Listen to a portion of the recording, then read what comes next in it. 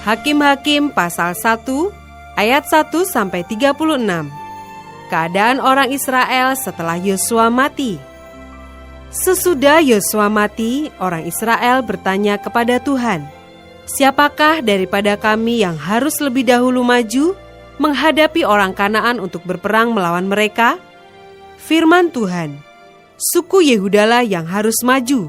Sesungguhnya telah kuserahkan negeri itu ke dalam tangannya." Lalu berkatalah Yehuda kepada Simeon saudaranya itu, "Majulah bersama-sama dengan aku ke bagian yang telah diundikan kepadaku. Dan baiklah kita berperang melawan orang Kanaan.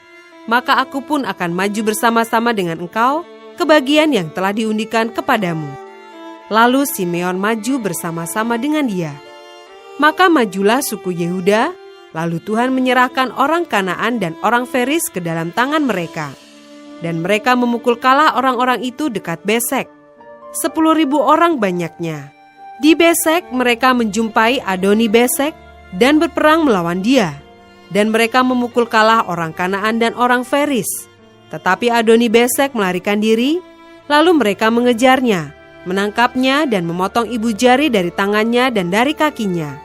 Kata Adoni Besek, "Ada 70 raja dengan terpotong ibu jari tangan dan kakinya memungut sisa-sisa makanan di bawah mejaku. Sesuai dengan yang kulakukan itu, demikianlah dibalaskan Allah kepadaku." Kemudian ia dibawa ke Yerusalem dan mati di sana. Sesudah itu Bani Yehuda berperang melawan Yerusalem, merebutnya lalu memukulnya dengan mata pedang dan memusnahkan kota itu dengan api. Kemudian Bani Yehuda maju berperang melawan orang Kanaan yang diam di pegunungan, di tanah Negeb, dan di daerah bukit. Lalu suku Yehuda bergerak menyerang orang Kanaan yang diam di Hebron. Nama Hebron dahulu adalah Kiryat Arba, dan memukul kalah Sesai, Ahiman, dan Talmai. Dari sana mereka bergerak menyerang penduduk Debir. Nama Debir dahulu adalah Kiryat Sefer. Berkatalah Kaleb, "Siapa yang mengalahkan dan merebut Kiryat Sefer, kepadanya akan kuberikan Aksa anakku menjadi istrinya." Dan Otniel anak Kenas, adik Kaleb, merebut kota itu. Lalu Kaleb memberikan Aksa anaknya kepadanya menjadi istrinya.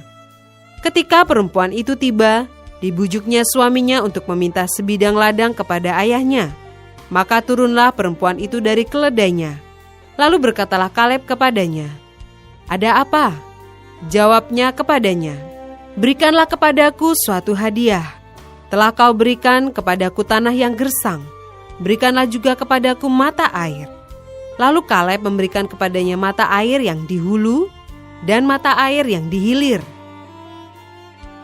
Keturunan Hobab, ipar Musa, orang Keni itu, maju bersama-sama dengan Bani Yehuda dari kota pohon korma ke padang gurun Yehuda di tanah Negeb dekat Arad. Lalu mereka menetap di antara penduduk di sana. Yehuda maju bersama-sama dengan Simeon saudaranya itu. Lalu mereka memukul kalah orang Kanaan, penduduk Sefat. Mereka menumpas kota itu.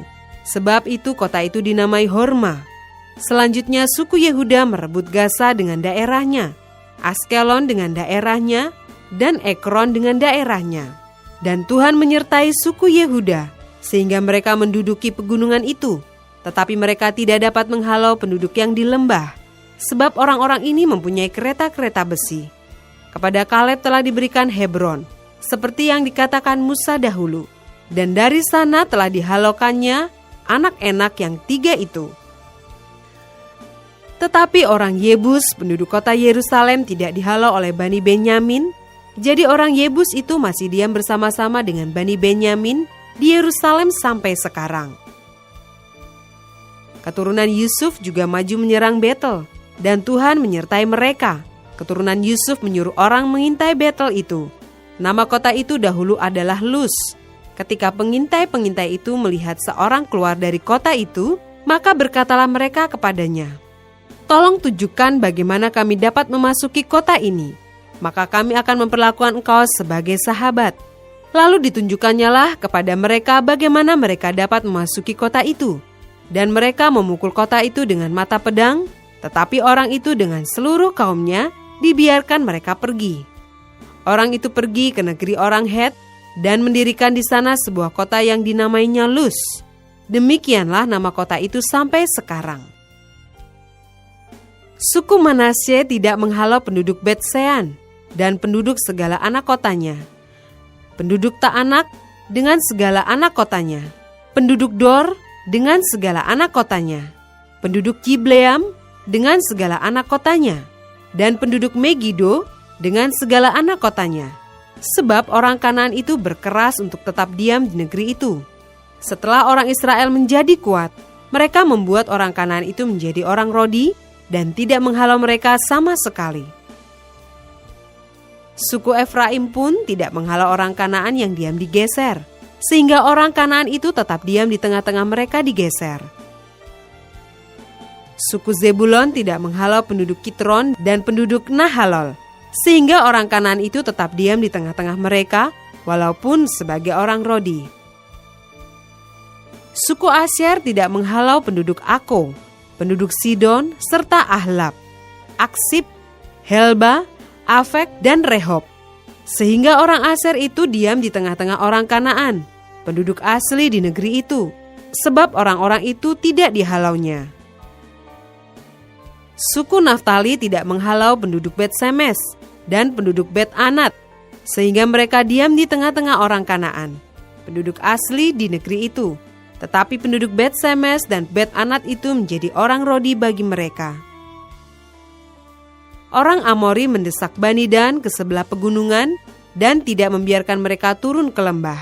Dan orang Amori itu berkeras untuk tetap diam di Har Heres, di Ayalon, dan di Saalbim. Walaupun mereka mendapat tekanan berat dari keturunan Yusuf, sebab mereka menjadi orang Rodi.